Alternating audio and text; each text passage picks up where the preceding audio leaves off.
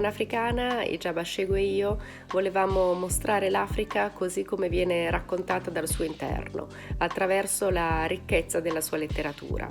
Troveremo le voci di 19 autori di diversi paesi dell'Africa subsahariana, ma senza alcuna pretesa di completezza, e troveremo sia autori già famosi in tutto il mondo, come Chimamanda Adichie Ngozi, solo per citare la più conosciuta, ma anche una nuova generazione di autori emergenti.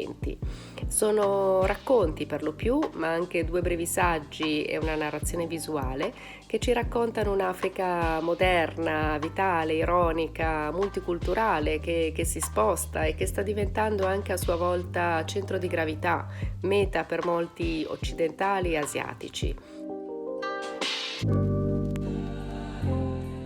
I first wrote the story in 2013. I was 22 and I was living in Cape Town. I was kind of down and out. I wasn't really sure what I was doing with my life, but I had a sense that writing this story and that pursuing my dream of being a writer would change my life and save my life, and it did in a lot of ways. At the time, I had been reading a lot of other African fiction, and I felt like a lot of it didn't reflect me or didn't speak to me. There was a lot of focus on narratives about poverty and about war and about politics. So I decided to try and write a story that was different to the other things that were out there, that was different to the other things that I had read, and kind of reflected the people I knew and the things I saw, and that kind of expressed the modern tensions that young Africans face. It turned out to be a story with an unnamed female narrator and about her attempts to fight for economic survival and to find her identity as a queer woman. So it's a story about independence, it's a story about sex and love and about the choices we have to make, which are sometimes very difficult.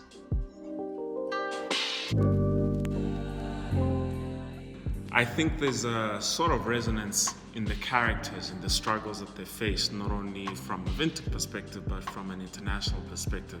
As we all know, homelessness is a global issue.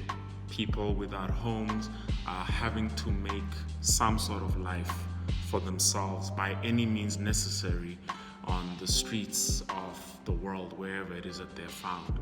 This life is undignified, it is not right, it is harsh, and the choices that these people have to make in order to get through their day are not something that we would be able to understand or to comprehend as people who have, food, security, and shelter. The story really delves into some of the challenges that they face, using Windhoek suburbs and streets as the exploration and as the plot for the narrative. But if you take the story and you plant it anywhere in the world, whether it is Manila, New York, Firenze, it doesn't matter. I think it'll still make some sort of sense and it'll still have some sort of resonance.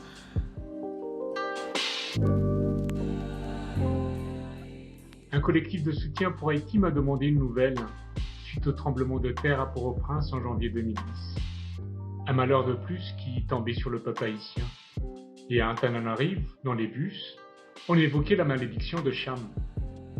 Vous savez qu'à force d'entendre des horreurs à propos des Noirs, les enfants veulent devenir blancs quand ils seront grands?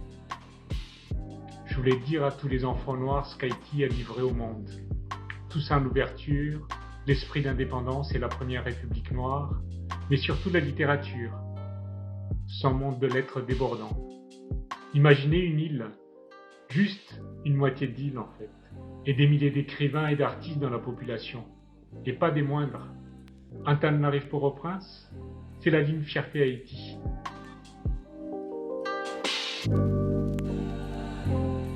Noi abbiamo voluto creare questa antologia per parlare di Africa in modo differente, soprattutto in modo plurale, perché dire Africa non significa niente, sono 54 paesi.